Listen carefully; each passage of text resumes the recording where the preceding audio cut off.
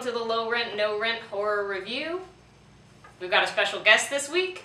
Adam Milicevic. Who was on Face Off, and we watched Tremors 5, Bloodlines. The fifth in the Tremors series. And hopefully not the last. So the overall storyline is picking up essentially from Tremors 3, because Tremors 4 was a prequel. The Graboid species are found in South Africa, and Bert is hired to go there and capture one alive, right? Well, they thought they didn't have any Graboids. He was brought there just for an ass blaster, but he told them that they would have Graboids if they had ass blasters. Right, because it's part of the Right. evolutionary process, Right. which is explained in 30 seconds at the beginning of the film. Which is a pretty awesome It's actually, intro. it's a badass opening. Let me bring you up to speed. The Graboid is a vicious subterranean predator about 30 feet in length with a semi-rigid internal structure. It senses its prey seismically and employs 3 powerful snake-like oral tentacles to ensnare its prey and pull it into the Graboid's gullet. It is not a pleasant venue. Trust me, I've been there. If that weren't enough, Graboids give birth to 3 ugly spawn we call Shriekers. Short, squat, and blind bipedal bad boys that sense and hunt their prey using infrared sensors. These, in turn, give rise to the Ass Blaster, a winged predatory carnivore which uses a mixture of volatile chemicals in its nether regions to blast into the air and swoop down upon its victims. Ass Blasters carry eggs that hatch and become new Graboids, beginning this hellish cycle anew. Yeah. I think it's them alluding to a Tremors cartoon, which I think should happen. Yeah. Well, you also think, if I'm not mistaken, that Tremors should be rebooted like... Yeah, because here's the thing. So here's the problem with this, is they've sort of established, they've created things that are established, like the African tribe that's local to that area actually has cave drawings of Graboids and cave drawings of ass blasters, which I hate that name. Well, at their party, they're talking about hunting an ass blaster. Yeah, so they that have they're a native known name for it. Yeah, they're known in history now, but yet every prior Tremors film, it addresses it as a new species. They don't know where it came from or anything else. And then, like, even in Tremors 2, you'd think the scientist says, oh, hey, this is like the creatures that were described by this tribe somewhere else. Like, no, none of that. So I think, much like George Lucas updated the Star Wars franchise to be more cohesive and better, like, we should totally revamp the Tremors franchise. I mean, because when I think of SyFy, there's two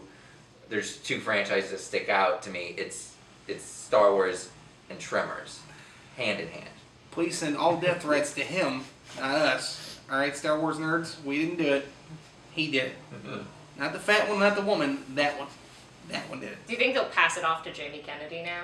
Has he inherited the series? Don't put it. Let's not put that out there. We need to cut this part out just in case.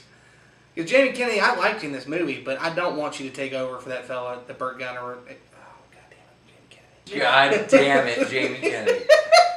That was funny because I went to the opening of Halloween Horror Nights in Hollywood, and they had a premiere party, and Jamie Kennedy was...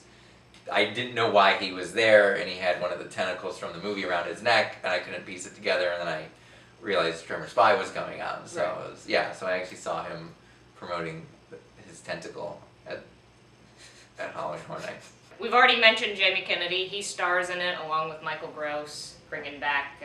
He's been in Gunner. all of them. Yeah, he's been in every single one of these.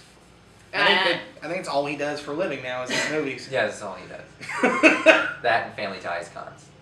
I felt like Jamie Kennedy was too old for this part. Yeah. Like, in the way that it was written and set up, like, yes, they do mention, like, specifically how old he is, but I feel like they matched that to him as opposed to writing the character for somebody who's 40. That is a win. That's a yummer from the gummer. No. He's like frozen in his 20s. And He's we- like dirt bike guy doing yeah. aerial stunts. Yeah, you meet him in the movie, he's doing a fucking flip. Saying things like yummer from the gummer and like... He's clearly a POD fan. Yes. It feels like he's a POD fan. And that hair and the facial fucking hair. shit. Yeah, I don't understand what kind of cool he's supposed to be. Like, he's supposed to be this, like, hip He's cool marketing. from 2006. That's what I'm here for, to help build out the Burt Gummer brand. I'm thinking Paranoid Loner meets Charming Whack Job. So a big thing about Tremors 5 is all the prior films, or most of them, had a combination of practical and CGI effects. Actually, all of this film is new Graboid designs, new ass blaster designs, and it's all CGI, then it's actually done really well. Yeah, So. they look really good. I mean, it's the best computer graphics I've seen in a movie with a budget like this, I think, ever. I mean, it was really good. Well, I mean, it's just, yeah, it was, it's like the original Jurassic Park strategy of using CGI. It's like using distance and brief shots as opposed to just lingering on something and seeing that it's fake, and the Tremors 5 took the same approach. But it's like, if you look at the first Tremors, you don't see a lot of the creature. A lot of it's underground, you know? So that's kind of the advantage. That's kind of the advantage of an underground creature. Yeah. You know, you don't and have to low show budget it. is Exactly. you're forced to be creative. Right. Yeah. Well, also, it's a giant worm. Worms really shouldn't be out, like, above ground. Yeah, but, you know, in Jaws the Revenge, that shark was able to leap out of the water and emit a gorilla-like roar, as sharks do. So I think worms should be granted the same rights. Well, in this one, they do leap out of the ground and then dive back into the ground like it's water. Yes. So It was a good movie, but it's got some bullshit physics all the way around. There's no physics. So it's time to give our opinions of this movie that we have watched called Tremors 5 Bloodlines. Tim. I give it 4 ass blasters out of 5. Why didn't you sing so? Alright, either way. I give it 4 ass blasters out of 5. It was a thoroughly enjoyable movie. Don't put any thought into it. Think of it as like small short films with a French word. Vinaigrettes? Oh, fuck y'all. Vignettes. No one's going to hear that vinaigrette thing, and they're making fun of me still for it. Vignetas. Whatever. If you think of it as like individual little movies that only last... You motherfuckers. Like an anthology. Yes. Yes. Like what he said. However you say that word too. If you think of it like a bunch of short movies, they all make sense. If you think of it as one long movie, don't make a lick of fucking sense. I think it would make less sense as 5 short movies. I'm not sure where you'd cut it. I don't know. Where the fuck not? Either way, the movie was fun, but don't put any thought into it. My biggest issue, this would have gotten a 10 out of 5 for me, but my biggest issue 10 is... 10 out of 5 ass blasters? No, I don't rate those. I don't rate that in ass blasters. It'd be probably 10 out of 5 Jamie Kennedys. Oh God, that's probably worse than the ass blaster. But with the blonde tips, so he was okay, appropriately replacing Guy Ferrari. No, this would have gotten just as far as a fun movie, total highest score for me. But there's one scene in which an ass blaster is in a kitchen chasing somebody, breaking through a door. Now the thing is, the door is made of metal, and the door is a push swinging door. But when the ass blaster comes through, the door shatters as if it is made of plaster or concrete. He actually made a stop. And we're going to put it up, the clip, in a minute to show you, because he was very serious about this. We watched it several times. Okay, so let's go to the clip. So you can see the ass blaster coming through the door. This door is metal, and it's a push door. The ass blaster would have to be traveling at the speed of a bullet to shatter this. But even if it was a metal door, the door would either swing, get thrown off the hinges, or bend. No, this door is shattering. There is nothing physically sound about this entrance. Then, as I know Tim's going to bring up, but I like my voice. Yeah, you have your voice. You roll with your voice. Then he attacks another person, and the metal table stops the ass. That's enough to hold him off after he's just atomized the entrance into but the mind kitchen. you, that metal table is not powerful enough to stop an arrow after the arrow. The arrow goes straight through the ass blaster, through the table, and almost into that guy's nuts. Yes, into the, let's freeze on the nuts. You can see it here. It's very close. It's centimeters very away. Close. I guess I should give my actual rating of this, which is, I give it a 3 out of 5 as well.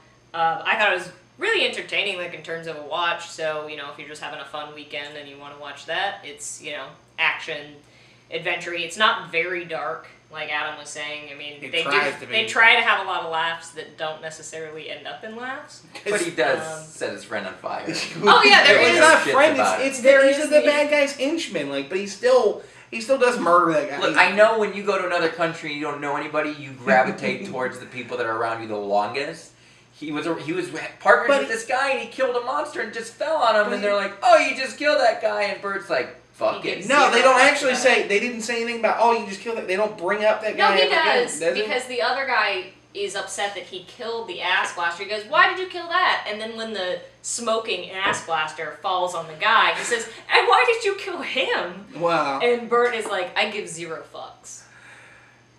Yes, it's like, look at all the fucks I give. Yeah, Bert's like, "You can grab my oid." Yeah. That's terrible. Right. Is that what he said? No. If he did, but he did that, means they're gonna make the trailer. They were like, there's like a lot of forced lines too. Like they try to force one-liners, like, "Is that the ass blaster?" And he's like, "Well, it ain't Mickey Mouse." And it's like, what other things are shooting fire in Africa? I like the beginning where they set up like Bert Gummer in South Africa. Like straight at the camera, like this is the movie. Is Bert Gummer in South Africa? It's Bert Gummer in Africa.